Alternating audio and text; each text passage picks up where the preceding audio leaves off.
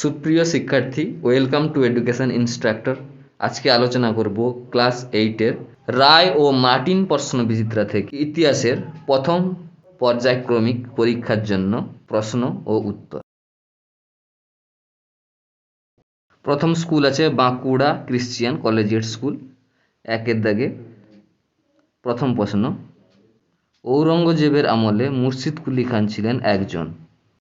সঠিক উত্তর, বাংলার দেওয়ান ছিলেন মুর্শিদ কুলি খান। পরের প্রশ্ন, মীর কাসিম রাজধানী হিসাবে মুর্শিদাবাদের বদলে কোন স্থানটি চেয়েছিলেন? এখানে সঠিক উত্তর হবে মুঙ্গের। তিনি মুঙ্গেরকে চেয়েছিলেন। বাংলার নদীপথগুলির জরিপ কে করেছিলেন? খুবই ইম্পর্টেন্ট প্রশ্ন। এটির সঠিক উত্তর হবে জেমস রেনেল।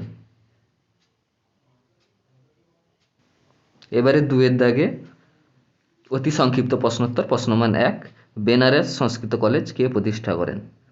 এটি করেছিলেন জোনাথন ডানকান 1791 সালে। পরের প্রশ্ন, স্বেচ্ছায় অধীনতামূলক মিত্রতা নীতি কে মেনে নিয়েছিলেন?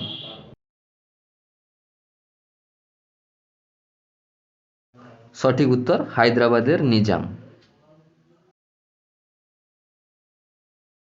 এরপর 3-এর দাগে আসবো। এখানে 2 মার্কের কোশ্চেন।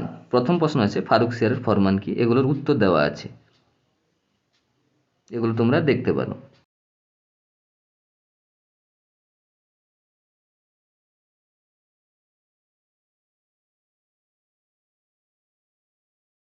তারপর 3-এর দাগে 2, হিন্দু কলেজ কবে কাদের উদ্যোগে প্রতিষ্ঠিত হয়? এর উত্তরটাও আমি প্রোভাইড করে দিয়েছি।